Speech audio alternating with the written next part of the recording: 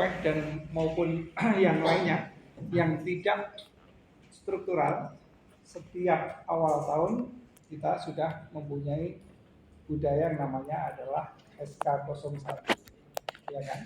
Ini bukan masalah suka tidak suka, tetapi kita itu merupakan bagian dari evaluasi dari kegiatan tahun sebelumnya, dan kita merespon manajemen yang ada di Balai Taman Nasional Waikambas terhadap situasi tantangan yang kita hadapi.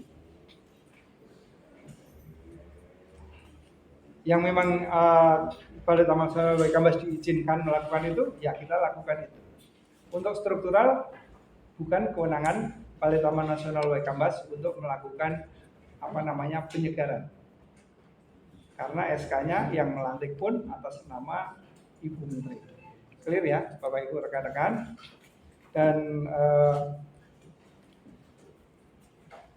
pada kesempatan ini juga terkait SK01, seperti kita ketahui, kita sudah melakukan 1 kali revisi yang mau tidak mau harus dilakukan karena adanya dinamika struktur organisasi yang baru, yaitu tadi adanya kepala seksi definitif untuk SPTN 1, SPTN 2, dan SPTN 3. Sehingga beberapa hal dilakukan revisi sekalian. Kembali lagi kepada rekan-rekan, pada masa kita semua, bukan hanya rekan-rekan Polhut, kita juga sudah harus melakukan apa yang kalau rekan-rekan pernah mendengar yang namanya IPM, Integrated Prevention Model. Jangan khawatir dengan istilah tersebut, itu sebenarnya bukan hal yang baru. Kalau rekan-rekan di Polhut kan sudah mengenal yang ada namanya preemptif, preventif, dan represif kan. Kalau selama ini kita melakukannya itu cenderung kepada preventif dan represif, tetapi pada kesempatan yang lalu hingga seterusnya kita harus melakukan juga yang namanya preemptif. Sebenarnya itu yang kalau diistilahkan yang namanya IPM tadi. Kenapa? Karena kita mengalami situasi yang kalau menurut saya ini bisa jadi ada kesamaan dengan Taman Nasional yang lain, tapi tidak seheboh yang di sini. Tantangan sekaligus ada 3 hal yang kita tidak boleh milih. Satu dulu Pak diselesaikan, enggak iso. Waikambas ora iso, mboten saged. Saya mencoba menyederhanakan, ada 3 tantangan di sini, mengklasifikasikan. Bisa jadi kalau diurai ini cukup panjang lebar, dan kewajiban kita lah nanti yang memang harus mengurai dan mencari solusinya, benar akar masalahnya apa, seperti yang disampaikan oleh Pak Dirjen pada waktu itu, Pak Wilono, melalui 10 cara baru, itu kan. Kita mengurai situasi, akar masalah, bukan hanya yang penampakan. Salah satunya yang paling rekan-rekan pahami apa? Yaitu kebakaran. Kebakaran itu kan penampakan yang di luar, yang di permukaan. Dari data menyebutkan kebakaran tersebut memang sengaja dibakar. Dan data kebakaran yang paling sering adalah di Jumat, Sabtu, Minggu.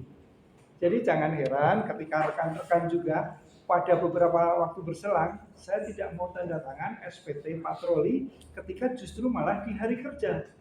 Jumat, Sabtu, Minggu di hutan kosong. Nah, data menyebutkan bahwa kebakarannya di Jumat, Sabtu, Minggu paling banyak. Kok kita meresponnya tidak tepat sasaran? Ya kan? Mau berangkat Rebo atau Kamis, tetapi pulangnya jangan di Minggu. Paling enggak Senin. Kalau pulangnya di Minggu, nanti Minggu pagi sudah ada di Pelang Hijau atau mungkin bahkan sudah di rumah kan, ya kebakarannya baru nyala Minggu siang. Nah, ini kan sesuatu yang nanti kita diketawain oleh lembaga lain. Gitu ya Bapak semuanya. Itu salah satu contoh. Kebakaran itu adalah yang muncul di permukaan. Ketika kita urai lebih sedikit, penyebab kebakaran itu apa? Paling tidak ada 2 menurut data yang paling besar. Yang pertama adalah perburuan. Iya kan? Orang dari luar Waikambas yang nggak tahu, gampang aja. Loh ya sudah, kalau gitu ada kebakaran berarti ada perburuan. Hubungannya apa? Hubungannya adalah setelah dibakar tumbuh permudahan baru. Nanti satwa-satwa datang. Mereka gampang, ya sudah jaga saja yang habis terbakar itu. Nanti yang mau berburu tinggal ditangkap di situ. Mereka memang paham nggak yang terbakar itu hanya satu tempat kah? Mereka lebih tahu cara kita yang pas dijaga di mana, dilakukan aktivitas ilegal di situ, mereka menghindari kan? Itu yang paling utama. Berarti dari situasi itu kita harus bukan hanya memperkuat tim pemadam kebakaran, ya, tetapi kita juga harus mencari terduga pelaku pembakaran hutan perburuan itu sopo. Yang dicari terduga, betul ya Mas Karman? Karena belum terbukti membakar, tetapi mestinya kita bisa mengetahui. Desa perbatasan langsung 38. Di ring kedua, ring ketiga, kita bisa melakukan investigasi itu. Rekan-rekan juga sudah mempunyai ilmu terkait investigasi juga.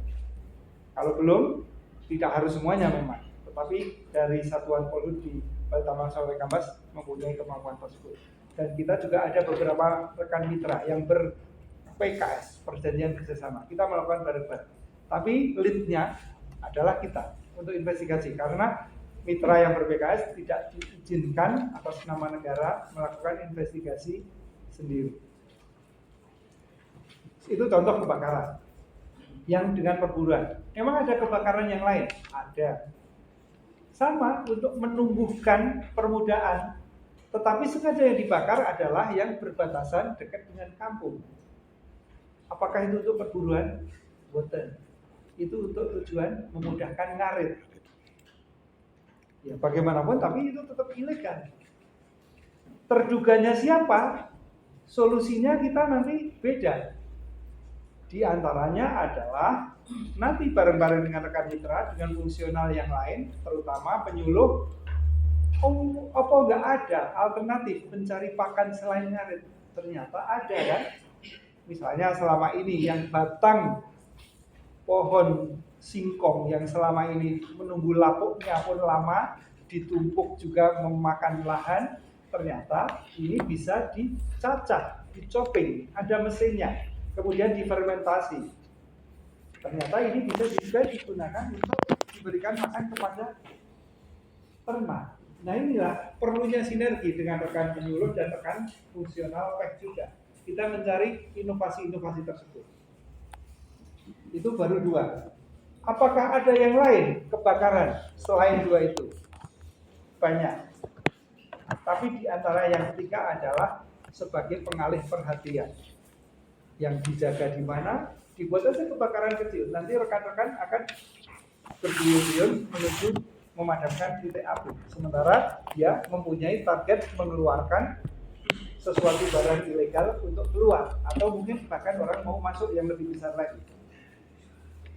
Itu baru salah satu contoh. Nah, hal ini data kita harus punya terkait kebakaran. Sebaran kebakaran, penyebabnya, tata waktu, hari, tanggal, jam. Kenapa? Ini harus kita analisis untuk mencari solusi. Kalau kita mau mencari momentum yang kita lakukan, tidak sembarang hanya menjaga sepanjang waktu. Iya kan? Harus ada analisis. Makanya apapun kejadiannya, saya berharap gunakan standarisasi data menggunakan Smart Patrol. Karena standar tersebut kita juga mitranya banyak, kita melakukan analisis bersama. Nah nanti untuk melakukan langkah yang disebutkan sebagai IPN tadi, lokasinya di mana, sumber anggarannya dari mana, kita akan terukur. Gitu ya Bapak-Bapak semuanya. Kemudian hal yang kedua, selain kebakaran, kita itu paralel dikaruniai bertetangga berbatasan langsung dengan 38 desa. kalau jauh sebelum tahun 53, sebelum ada pemukiman yang pertama, sekitar hutan Waikambas ya masih hutan juga. Iya kan? Tetapi justru pemukiman pertama lebih awal dibanding kita hutan Waikambas menjadi taman nasional. Waikambas menjadi taman nasional tahun berapa, Bapak-bapak?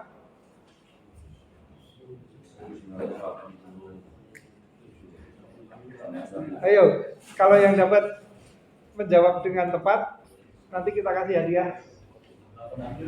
Hadiahnya bukan kopi lah, kopi sudah ada. Kasih hadiah topi yang ada. Ayo, sudah.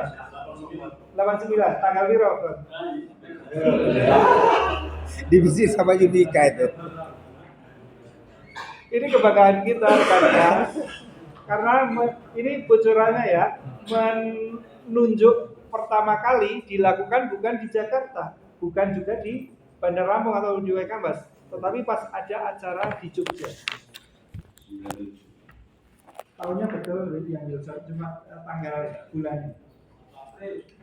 April betul. Tanggalnya 30.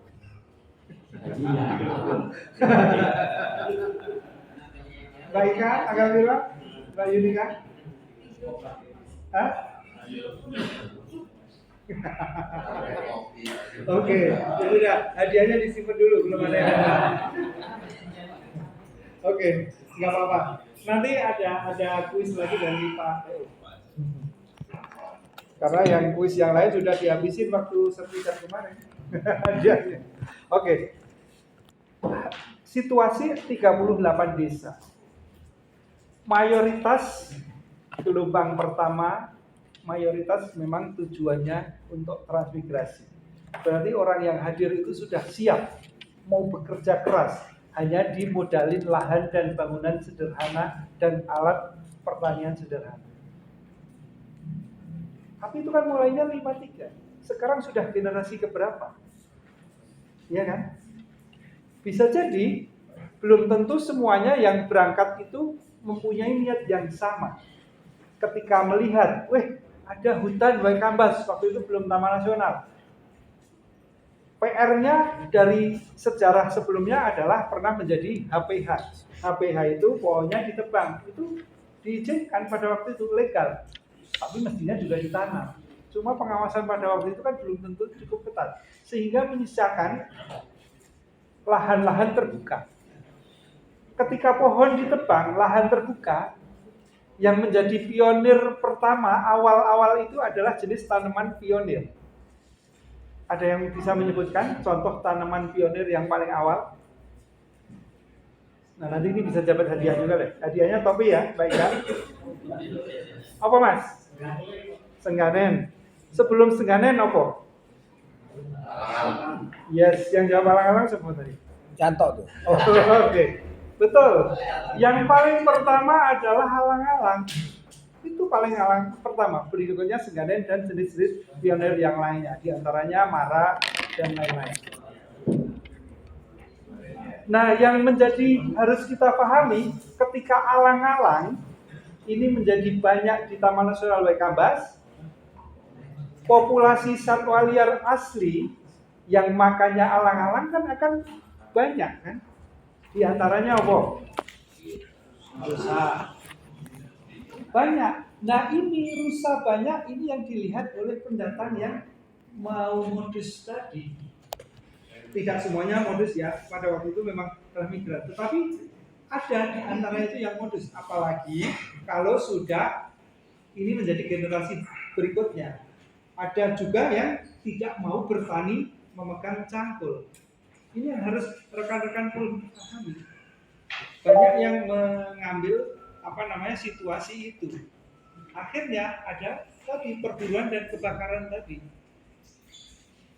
Nah, kalau kita tidak mencari solusi penyebabnya, mencarikan solusi jalan lain, ini kan semuanya itu cenderung kembali ke masalah perut. Ya enggak, Bapak-bapak semua? Iya. Nah, solusinya yang kita harus carikan, meskipun secara hitam putih ya, Bapak-bapak semuanya, dan ada Mbak Ika juga.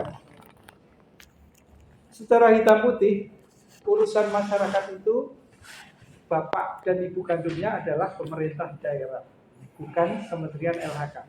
Tetapi kalau kita mengelola hutan konservasi, contohnya Taman Safari Kambas, kita tidak peduli situasi lingkungan sekitar kita, paling tidak masyarakat yang terutama 38 desa tadi, kita tidak akan kemana-mana, akan capek.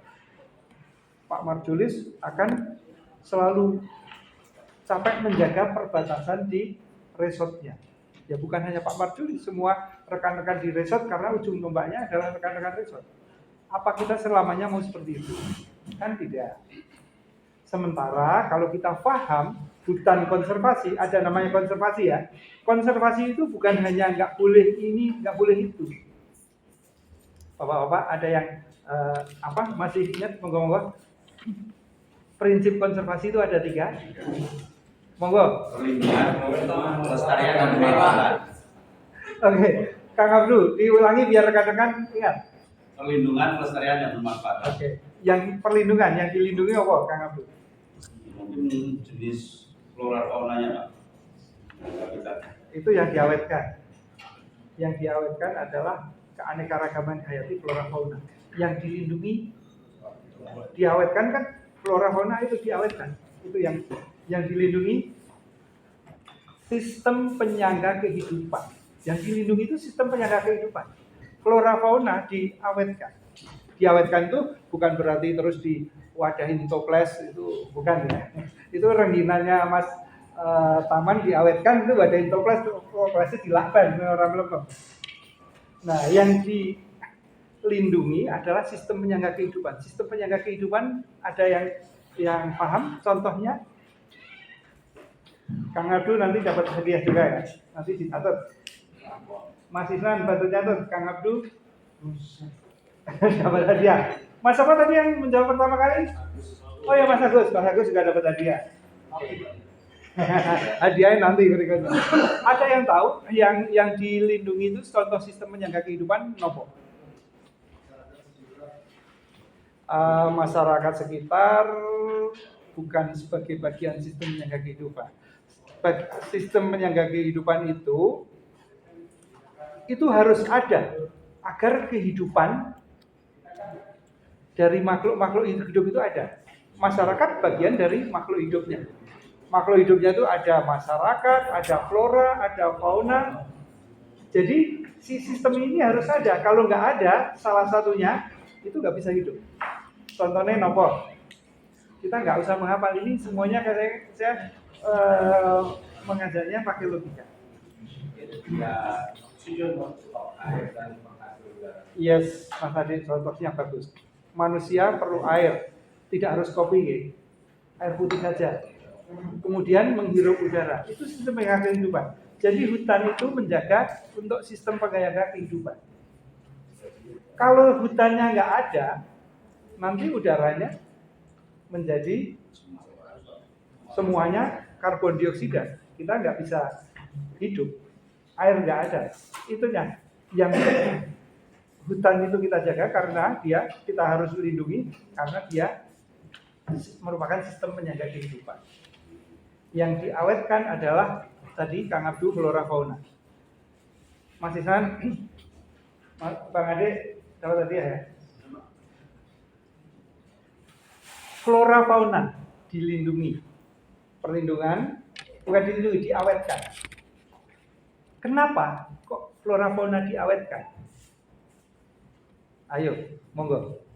Coba ada yang mau jawab sambil minum kopi juga boleh. Saya agak panjang dikit, gak apa-apa ya.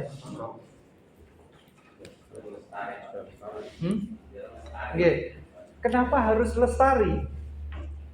Nek punah kenapa? Kan orang pertanyaan masyarakat awam begitu.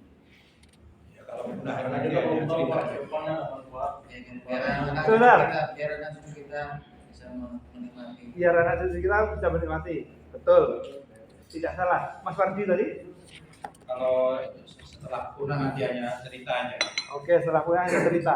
Nah, kita belum menuju ke punah, tetapi kita awetkan. Ngopo, coba. Sebagai contoh ya, gajah. Banyak yang menganggap ini musuh, tetapi harus dilindungi. Bahkan di SK Di undang-undang termasuk satwa dilindungi. Kenapa? Di sisi yang lain, masyarakat kita menganggap musuh. Kenapa coba? Kenging kenapa? Karena merupakan rantai ekosistem. Mas Agus masuk dapat 2 kali. Yes, betul. Karena satu sama lain itu berhubungan antar sesama semua ciptaan Gusti Allah. Dia mempunyai fungsi. Iya kan?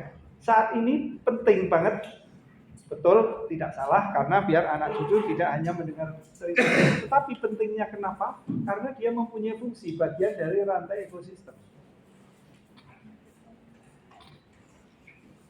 Nah, itu tadi kalau ngomong gajah. Sebagai contoh manfaat di dalam ekosistem untuk seekor gajah apa? Apa? Tanaman.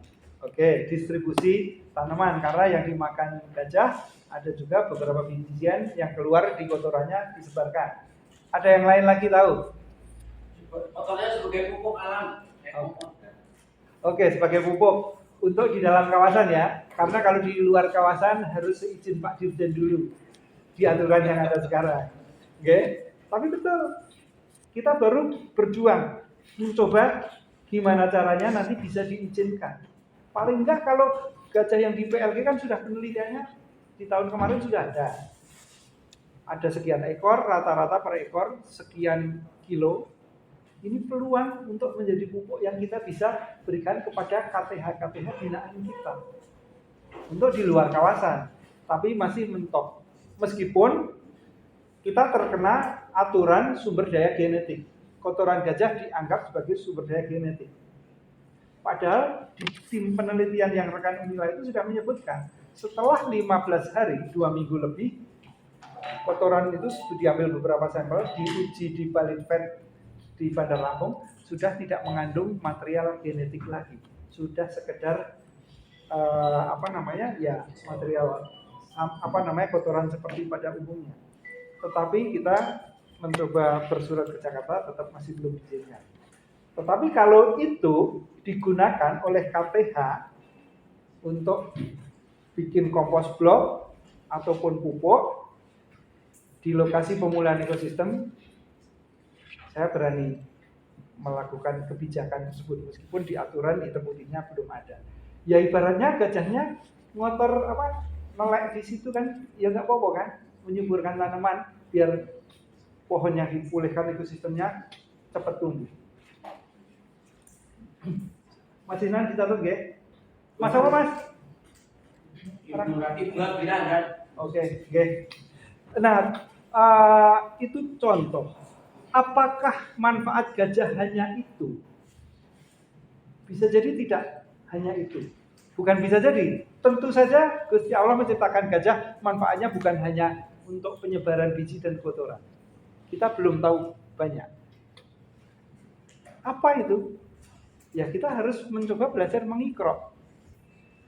Apakah kita mampu mengikrok?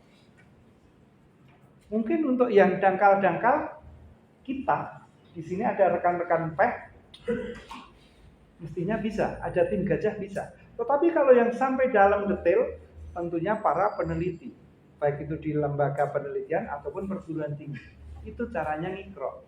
Kita mengarahkan yang diikrok yang mananya, biar kita bisa mendapatkan nilai manfaatnya. Iya kan? Itu tadi. Ada yang lari ke prinsip ketiga. Tadi kan perlindungan, pengawetan, pemanfaatan. Yang dimanfaatkan tadi setelah kita teliti, yang dimanfaatkan sesuai aturannya apa yang boleh. Gitu. Tapi kalau kita nggak ngikrok, ya selamanya hutan konservasi pokoknya. Tapi dimanfaatkan untuk apa? Kalau nggak diteliti kita susah, nggak ngerti caranya.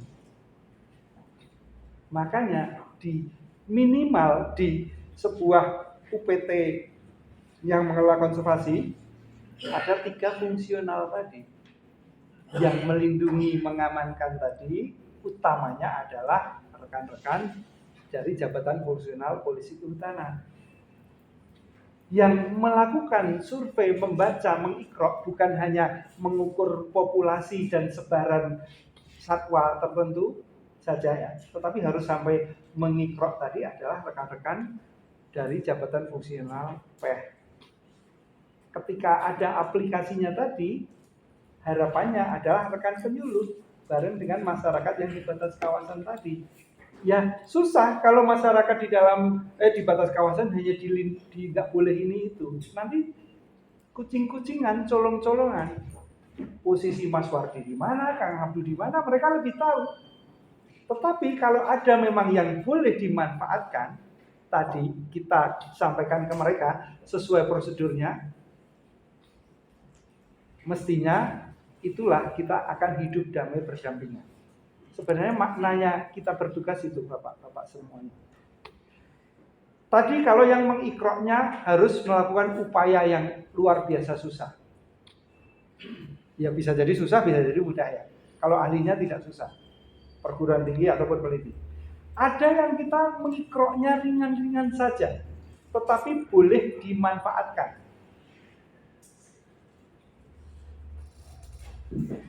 Di hutan konservasi boleh dimanfaatkan. Ada contohnya. Nopo, monggo.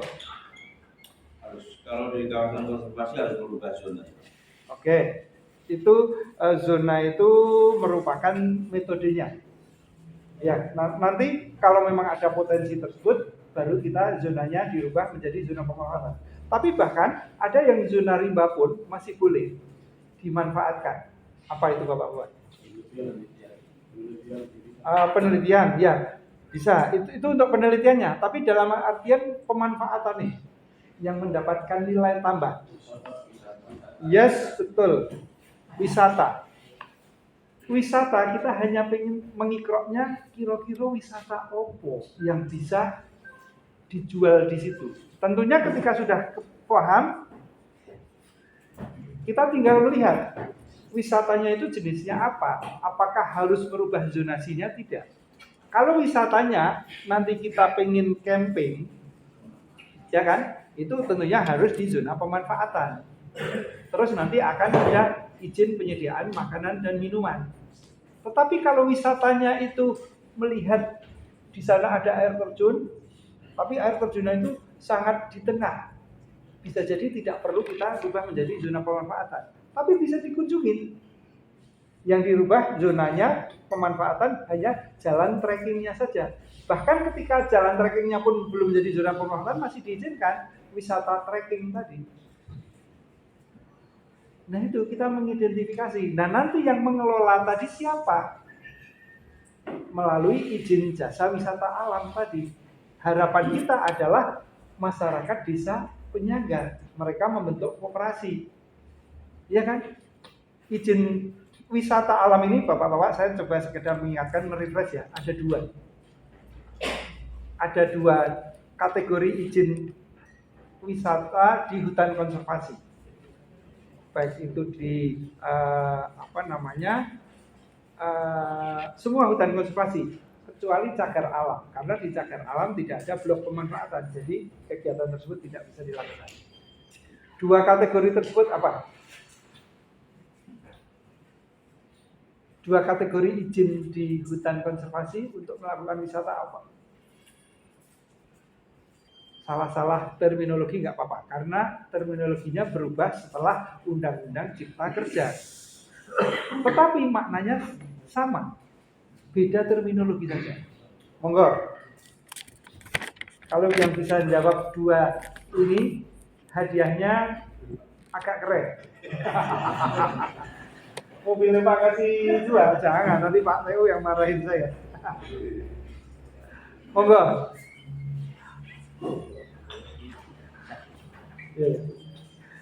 Ada dua kategori bocorannya ya.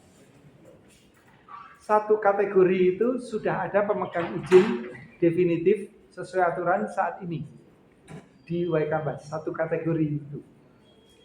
Kategori yang lain baru rekan-rekan salah satu koperasi kita juga sudah mempunyai izin. Itu kategori yang kedua.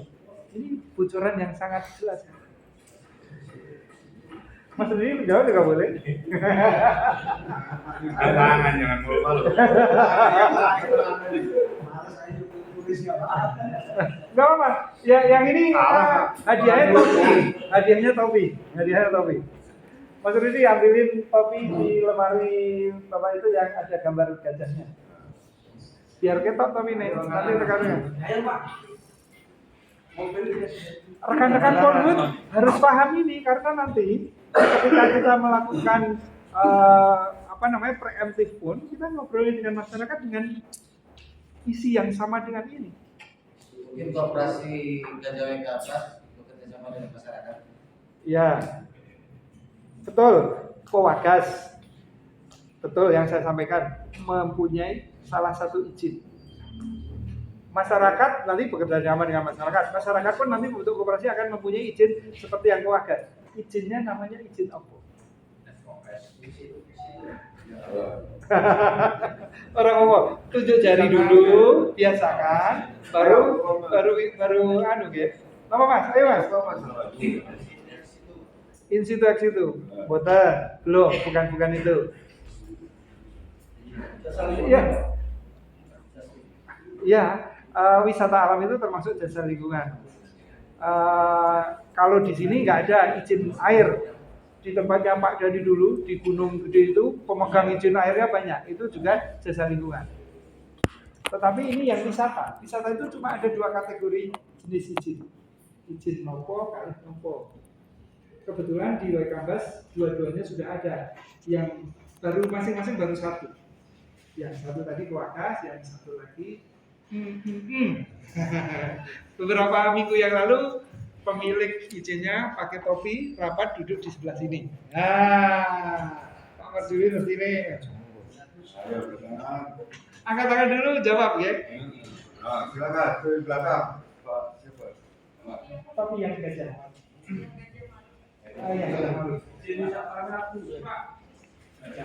Apa? Izin wisata minat khusus.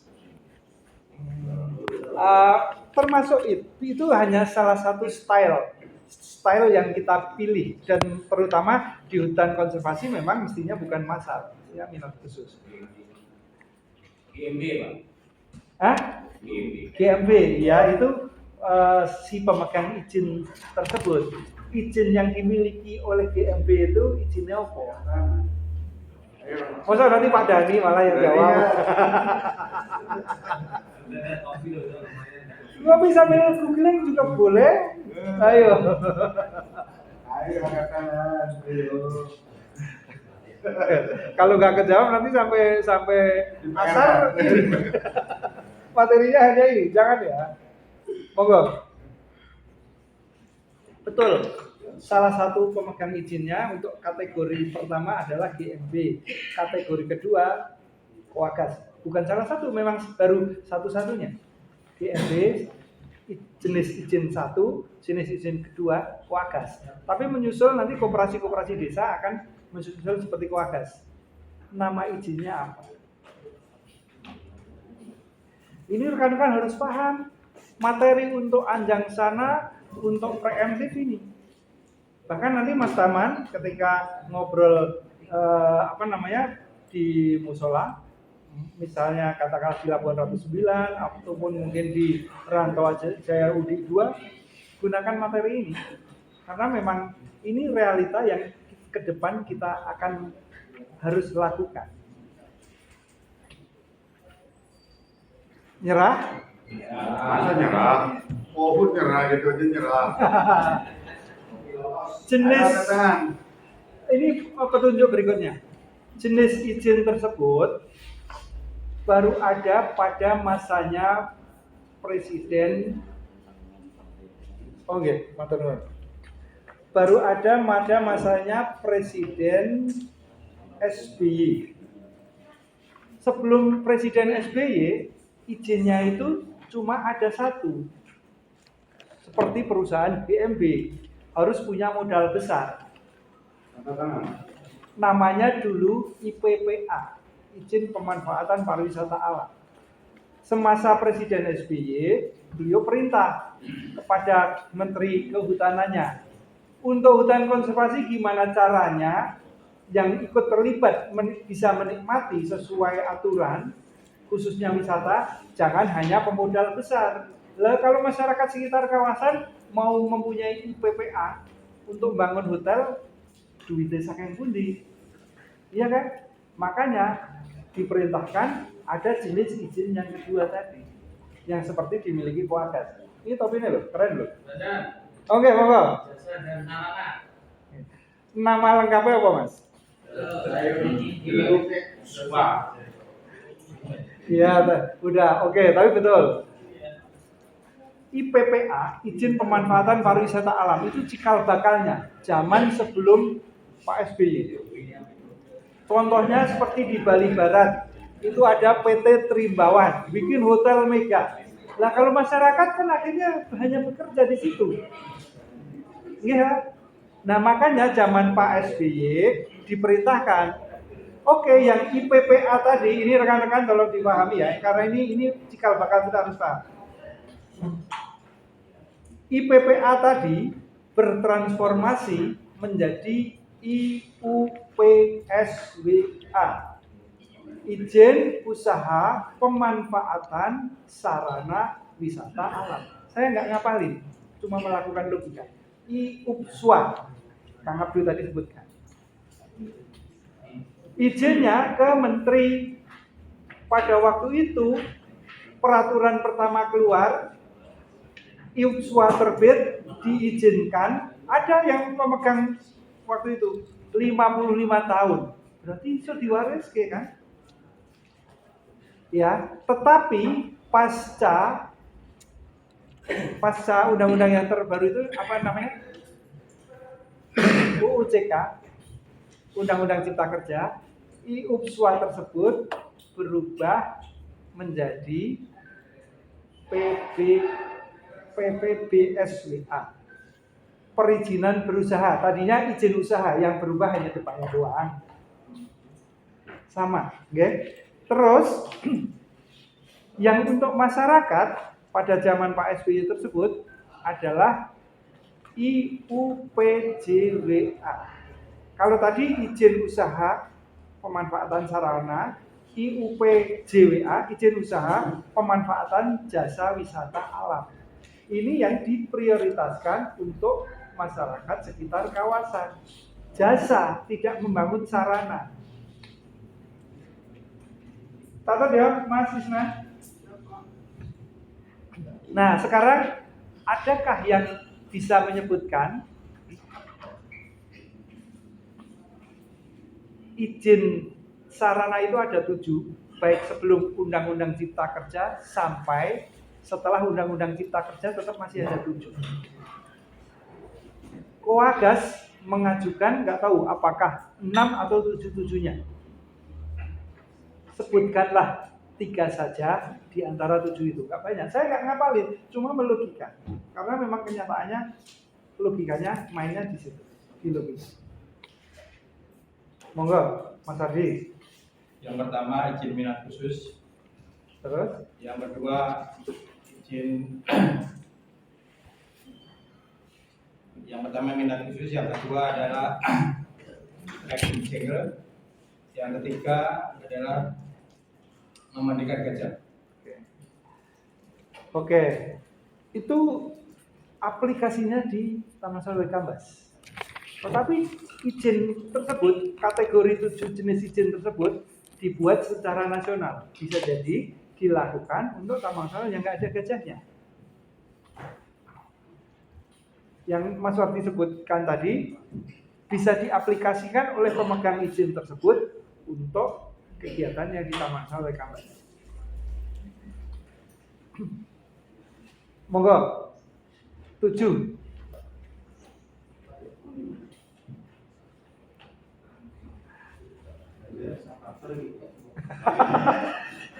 Ini pakai logika Bapak-bapak. Pertama, tamu datang. Ya boleh transportasi, oke. 1 betul. Tapi datang, oke. Setelah transportasi kan bukan kendaraan yang dipakai oleh pengunjung ya, tetapi nanti kalau ada terminal wisata di desa, terminal di desa tersebut, penyelenggaranya koperasi desa mempunyai shuttle atau odong-odong untuk masuk ke PLG. Nah itu menggunakan izin jasa transportasi wisata. Itu satu. Setelah masuk, Kowagas tersebut melakukan pemanduan. Ini paling clear. Izin yang digunakan untuk pemanduan itu namanya izin apa? Yo. Ini pakai logika, nggak usah dihafal. Nopo? Izin jasa pemandu wisata. Izin jasa pemandu wisata. Tapi terminologi betul yang dilakukan itu, tetapi terminologi di peraturan perundangannya bukan pemandu wisata, tapi pramu wisata. Catat, dapat hadiah.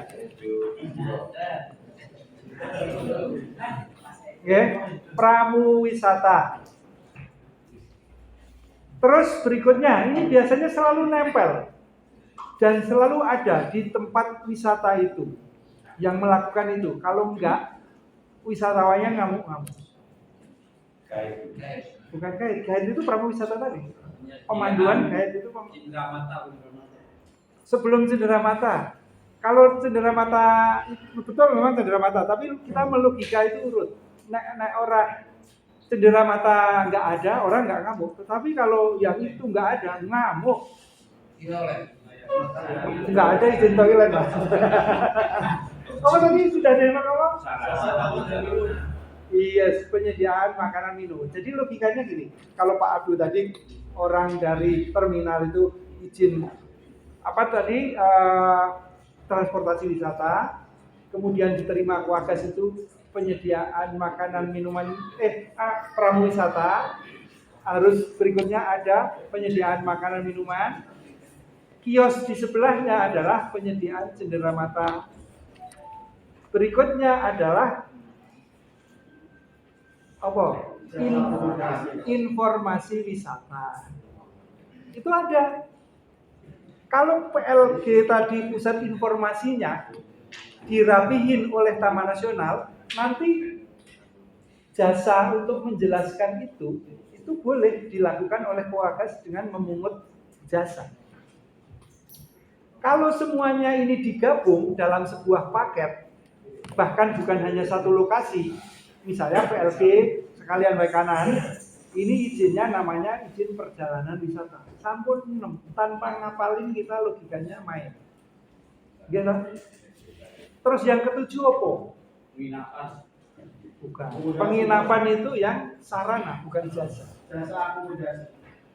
Penginapan sama akomodasi sami, Mas. Itu kategorinya harus izinnya izin sarana, bukan izin jasa. Seperti yang GMB tadi, akomodasi itu. Peralatan wisata atau peralatan pendakian. Nah ini peluang yang kita bisa berikan. Nah nanti kalau makanya kenapa ketika kita bisa terkait PLG masih ditutup, ini ya, terus terang waktu itu saya panggil rekan-rekan pengurus Kowagas. Rekan-rekan Kowagas saya dengar pernah mempunyai izin jasa, iya Pak. Jenisnya ini. Masih berlaku enggak? Sudah mati. Mau dihidupkan lagi enggak? Mau. Oke, kalau mau ada syaratnya. Syaratnya adalah ADART Koperasi Kowagas diperbarui. Perbarui apanya Pak? Saya tidak mau hanya eksklusif dimiliki oleh rekan-rekan yang bekerja di PLG. Karena logikanya rekan-rekan yang bekerja bahkan Margahayu pun tidak di dalam PLG, sampai Kuala Penet, sampai Tanjung Tirto cabang, ini kan mempunyai hak sama untuk menjadi anggota koperasi. Iya kan? Perkara nanti rekan yang di PLG itu posisinya baru off, tidak piket, menjadi pemandu atau guide tadi atas nama Kowagas menjadi pramu wisata, dapat bagian tambahan nggak apa-apa. Ini kan mekanisme untuk ngatur saja. Nanti rekan yang di Tanjung Tirto misalnya mau menjadi guide di situ, kalau pas posisi off tidak piket, itu bisa diatur oleh Kowagas. Ketika mereka mau, oke. Ya sudah. kita bantu untuk mengurus dan alhamdulillah sudah keluar. Dan syarat yang kedua tadi mau membantu menguatkan potensi wisata yang ada di desa sekitar disambungkan. Jadi transportasi wisata yang dari terminal tadi ke PLG bukan oleh Koagas izinnya nanti, tetapi oleh Koperasi Labuan Ratu 9, Labuan Ratu 6, Labuan Ratu 7, bisa jadi Raja Basa Labuan 1. Kalau begitu kan nanti insya Allah hidupnya damai dan tentram kan. Itulah prinsip konservasi tadi, dan bagian dari IPM tadi kita lakukan. Bahkan termasuk juga ketika ada orang yang hobinya mancing, nanti kita fasilitasi juga, bukan berarti harus rekan Polhut sendiri, bareng dengan rekan mitra kita kembangkan pemancingan di luar kawasan. Paket wisatanya disambungkan. Kira-kira seperti itu Bapak, Ibu, rekan-rekan semuanya yang kita harapkan ke depan. Nah, terkait teknis bahwa yang dikuasai Polhut itu bukan hanya preemptif, tetapi juga ada preventif dan represif, dalam sehari ini akan coba dikupas. Tetapi tentunya tidak cukup hanya dalam satu hari ini. Beberapa tahapan berikutnya saya serahkan, nanti bisa Pak TU mengagendakan acara yang lain di hari yang lain apa, per masing-masing seksi wilayah juga saya persilahkan Pak kasih 1, 2, 3. Mungkin bukan hanya rekan Polhut sendiri, tetapi gabung dengan yang sumber daya manusia yang di masing-masing seksi tadi.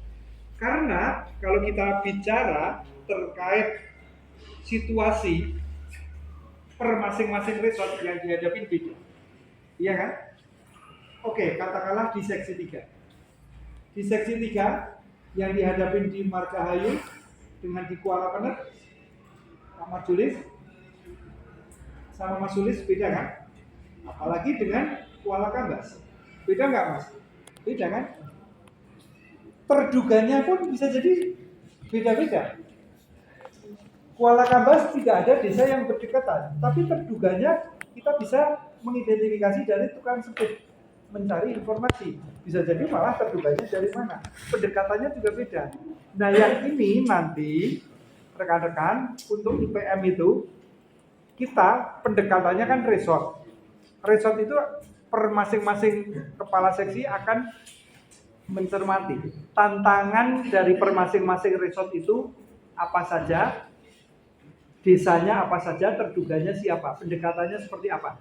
Ibaratnya kita harus membedah kasus masing-masing dan harus selalu mengupdate. Dan semua kegiatan, baik itu dari kedipaan kita maupun dari kegiatan mitra, kita sinkronkan tadi untuk tujuan preemptif, preventif, dan represif tadi. Tapi utamanya kalau bisa adalah preemptif. Kalau yang dulu misalnya ya, mohon maaf, ada judulnya Anjang Sana. Meng-SPJ-kannya ya SPT saja, udah ada tanda tangan salah satu masyarakat, ada fotonya, wis. Sekarang nggak bisa begitu lagi. Anjang Sana itu bagian dari untuk kita ketika sudah ada terduga, pendekatan bisa hanya sekali, berulang. Dan nanti data perkembangan per masing-masing resort seksi tersebut oleh rekan Polhut di balai bareng dengan rekan data evaluasi pelaporan termasuk juga fungsional yang lain ini diolah.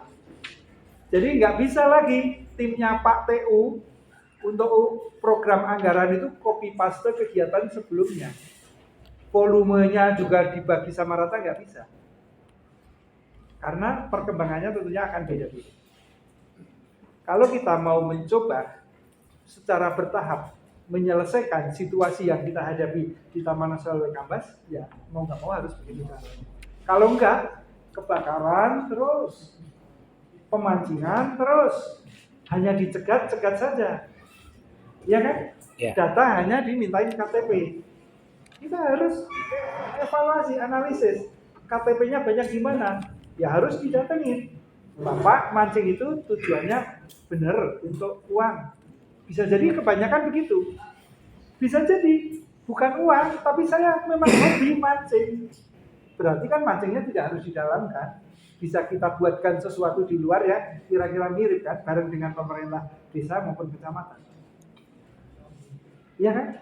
Ada juga yang memang mancing itu hanya untuk ecek-ecek aja, tapi dia sebenarnya survei karena ada pesanan untuk daging-daging yang harus diburu.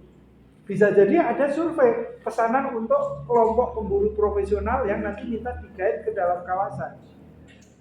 Semua itu peluang itu mungkin. Nah, rekan-rekan harus memetakan itu situasi. Tidak semuanya pemancing seperti itu. Makanya pemancing yang mana itu kita harus melakukan profiling tadi. Iya kan? Kalau kita tidak melakukan profiling, ya tentunya yang melakukan profiling tidak harus semua rekan Polhut sebanyak ini di bagian-bagian tertentu. Mungkin itu saja Bapak Ibu rekan-rekan. Mas Isnan, mana Mas Isnan? Tadi siapa saja yang ada di catatan? Ini topinya kok cuma ada 5 ya? Perasaan tadi banyak loh yang dicatat. Sampai kan nggak jawab. Oh no bilang, oh ada 5. Ya sampai kan jurinya jangan saya yang baca, nanti dikira yang monggo langsung dibagikan. Cepat ya, jalannya ke depan lari. Pak Jokowi aja lari. Pemenang pembinaan fungsional Polhut Taman Nasional Kapres yang pertama Bapak Agus Setiadi.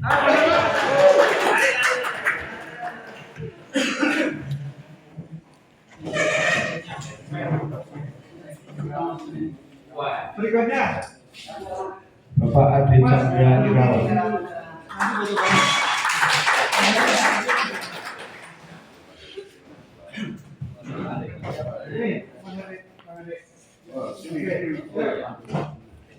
Selanjutnya maju ke depan Bapak Ibnu Abdillah.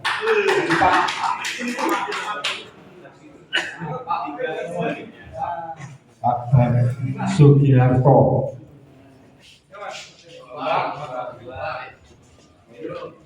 Yang terakhir Bapak Edi Susilo.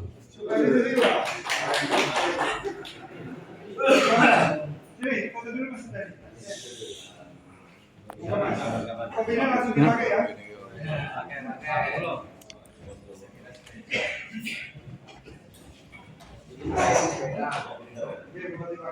Foto tiketnya berapa? Masih belum Pak. Kamera siapa Pak? 1, 2, kamera 1, 2, 3. Ya 1, 2. Oke, coba lihat semangat, semangat. Apa gantengnya?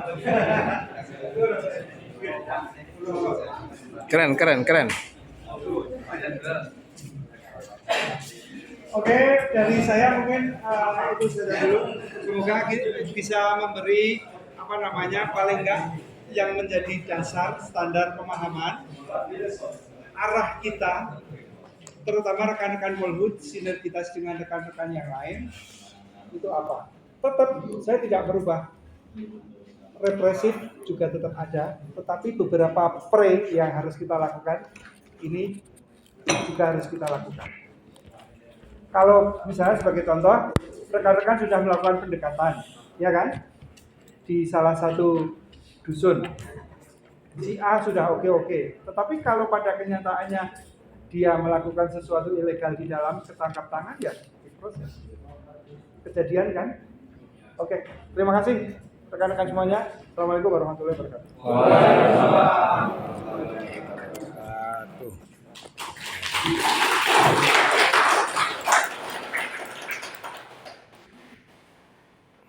Terima kasih kepada Bapak Kepala Balai yang telah memberi sambutan kepada kita semua.